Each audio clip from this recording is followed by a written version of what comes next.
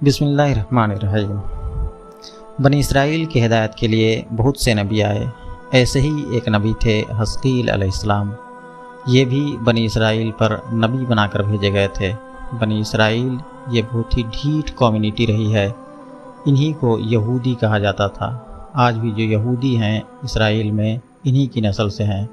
ان کو آپ جانتے ہیں کہ یہ فلسطینیوں پر کتنا ظلم کر رہے ہیں۔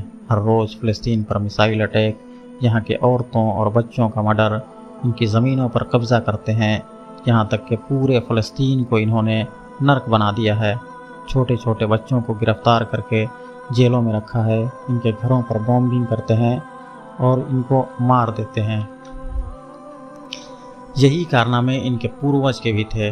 اللہ کے نبی ان کی طرف بھیجے جاتے تھے ان کو صحیح ٹریک پر لانے کے لیے، تاکہ یہ ایک اللہ کی عبادت کریں۔ کچھ دنوں تک یہ لوگ نبی کی باتوں کو مانتے اور اللہ کی عبادت کیا کرتے تھے، لیکن ان لوگوں کے دلوں میں فطور پیدا ہو جاتا اور یہ اپنا الگ گاڈ بنا لیتے اور اسی کی پوجا کرنے لگ جاتے۔ حضرت حزقیل علیہ السلام کے 70,000 فالورز ایک شہر میں ان کے ساتھ رہتے تھے۔ اس شہر میں ایک مہاماری پھیل گئی، طاعون۔ طاعون ایک بیماری ہے جسے آج کل لوگ پلیگ بھی کہتے ہیں۔ یہ بہت ہی ڈینجرس بیماری ہے، اس سے لوگ مر جاتے ہیں۔ یہ بیماری آج بھی دنیا کے کسی نہ کسی دیش میں رہتا ہے۔ یہ چوہے کی بیماری ہے، لیکن انسانوں کو بہت بری طرح افیکٹ کرتی ہے۔ یہ اس دھرتی کی سب سے پرانی بیماری مانی جاتی ہے۔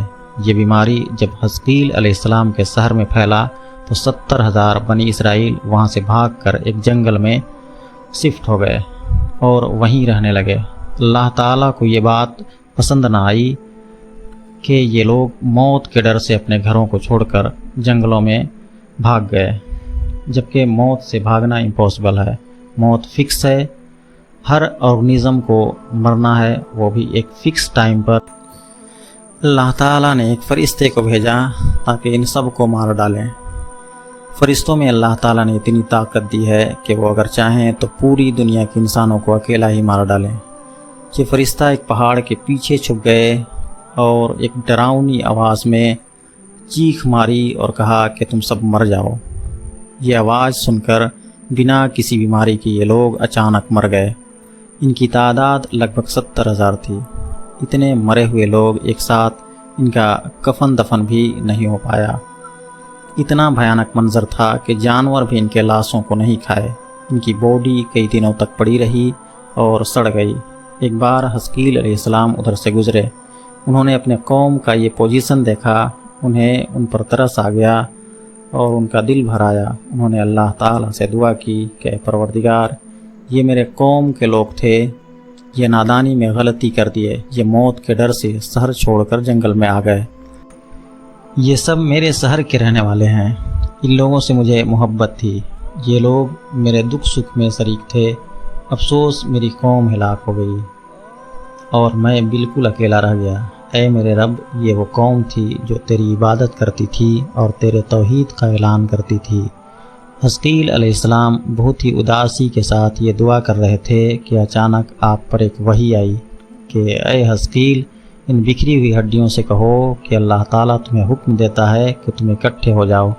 یہ سن کر ہڈیوں میں موومنٹ ہوا اور ہر آدمی کی ہڈیاں جمع ہو کر ہڈیوں کے ڈھانچے بن گئے اور ان پر گوشت بھی آ گئے، اور پھر کہا کہ اے مردوں، خدا کے حکم سے زندہ ہو جاؤ۔ تو سبھی 70,000 مردے زندہ ہو گئے۔ پھر یہ سب لوگ جنگل سے روانہ ہو کر شہر میں آئے اور دوبارہ آباد ہوئے، اور جتنی ان کی عمر تھی وہ زندہ رہے، لیکن ان لوگوں میں اس موت کی ایک نشانی باقی رہی کہ ان کے اولاد سے سڑی ہوئی لاش کی بدبو آتی رہی اور کپڑے کفن کی طرح میلے ہو جاتے۔ آج بھی جو یہودی ان کی نسل سے ہیں ان کے ساتھ ایسا ہی ہوتا ہے۔